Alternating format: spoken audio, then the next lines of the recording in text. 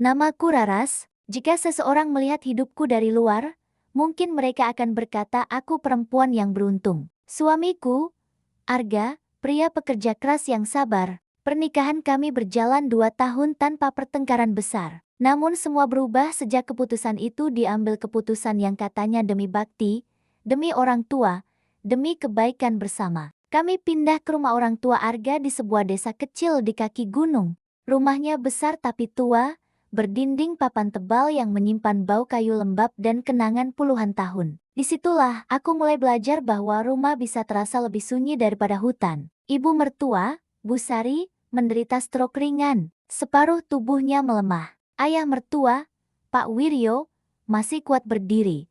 Tapi usianya membuat langkahnya lambat dan emosinya mudah tersulut. Arga bekerja di kota yang jaraknya hampir 2 jam dari desa. Ia pulang hanya 2 atau 3 hari dalam seminggu.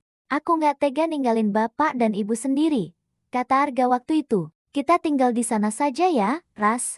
Kamu kan sabar. Aku mengangguk. Bukankah menjadi istri berarti mendukung keputusan suami? Awalnya semua terasa wajar. Aku bangun sebelum subuh, memasak bubur untuk ibu, menyeduh teh manis untuk bapak, menyapu halaman, mencuci pakaian. Pak Wiryo tipe lelaki yang terbiasa dilayani istrinya selama puluhan tahun. Ia jarang bicara panjang, tapi setiap kebutuhannya seolah harus dipahami tanpa diminta. Raras, sendalnya mana? Raras, kopinya kurang panas. Raras, tolong pijitin pundak bapak. Aku melakukannya tanpa banyak pikir. Ibu hanya bisa memandang dari kursi rodanya dengan mata yang sayu. Kadang aku menangkap sesuatu di tatapannya antara terima kasih dan rasa bersalah. Suatu malam, saat Arga tak pulang, hujan turun deras. Listrik mati. Aku sedang membantu ibu ke kamar ketika Pak Wiryo memanggil dari ruang tengah. Raras, sini, bapak takut jatuh kalau ke kamar sendiri. Aku memapahnya pelan. Tangannya berat di bahuku. Di kamar, ia duduk di tepi ranjang dan menatapku lama. Cahaya lilin membuat bayangannya besar di dinding. Sejak ibu sakit, kamu yang paling perhatian sama bapak, ucapnya pelan. Aku tersenyum canggung. Sudah kewajiban saya, Pak. Ia tak menjawab, tapi tatapannya membuat udara terasa lebih pekat. Hari-hari berikutnya, permintaan itu semakin sering. Memijat kaki, menemani makan, duduk di sampingnya saat menonton televisi. Awalnya aku tak melihat yang aneh.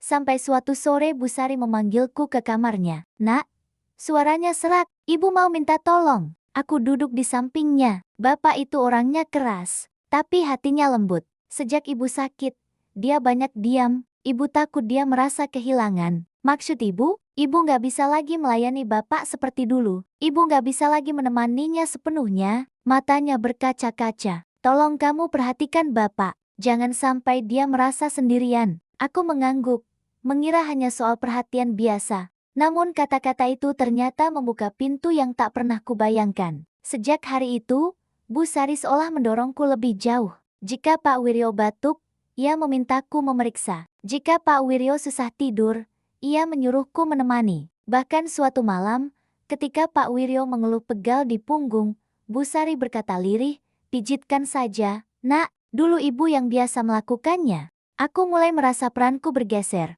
Suatu malam yang paling tak bisa kulupakan, Arga kembali ke kota karena panggilan mendadak. Aku tinggal bertiga di rumah itu. Sekitar pukul 10, Pak Wiryo mengetuk pintu kamarku. Bapak susah tidur, temani bapak ngobrol sebentar. Aku ragu, tapi suara Bu Sari terdengar dari kamarnya.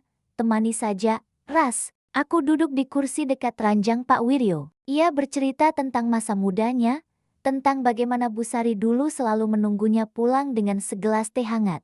Kamu tahu, katanya tiba-tiba, kamu mirip ibu waktu muda. Jantungku berdegup aneh. Maksud bapak, cara kamu menunduk, cara kamu merawat rumah. Rasanya seperti melihat masa lalu. Aku berdiri. Sudah malam, Pak. Sebaiknya bapak istirahat. Tiba-tiba tangannya menahan pergelangan tanganku. Tidak kasar, tapi cukup kuat membuatku terdiam. Jangan pergi dulu. Dunia terasa berhenti. Aku menarik tanganku pelan.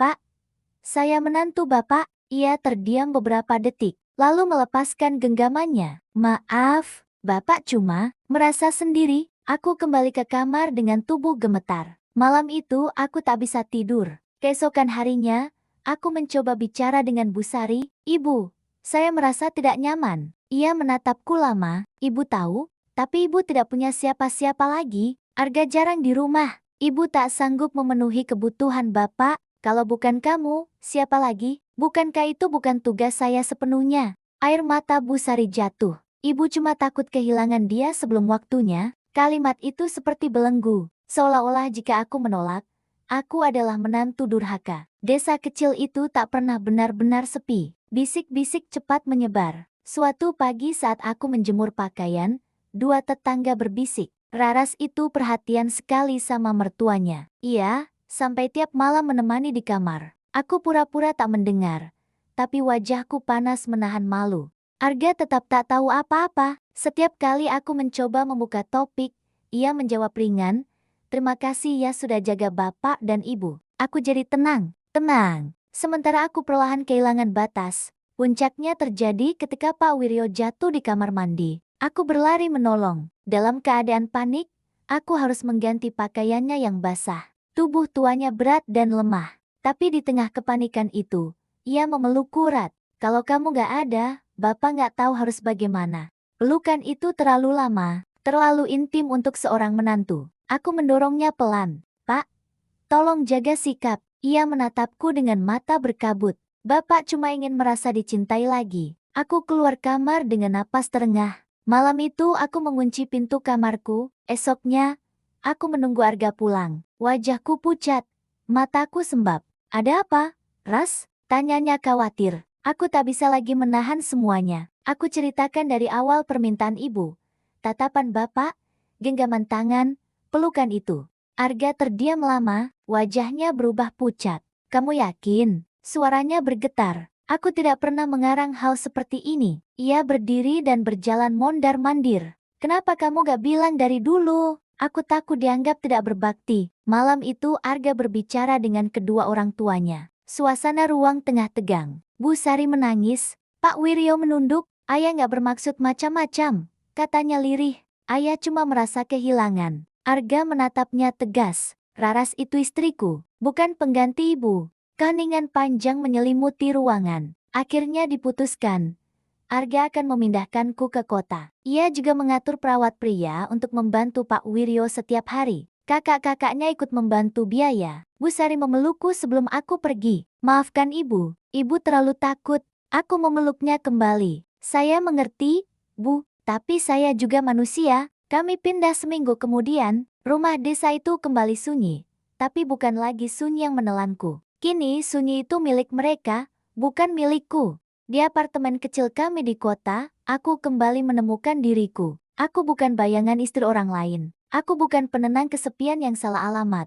Aku hanya seorang istri yang ingin dihargai. Kadang aku masih teringat malam hujan itu. Tatapan Pak Wiryo, air mata Bu Sari, dan diriku yang gemetar di antara kewajiban dan harga diri. Aku belajar satu hal penting, bakti tidak berarti menghapus batas, empati tidak berarti menyerahkan diri, dan pernikahan bukanlah pintu untuk menjadi istri kedua tanpa pernikahan.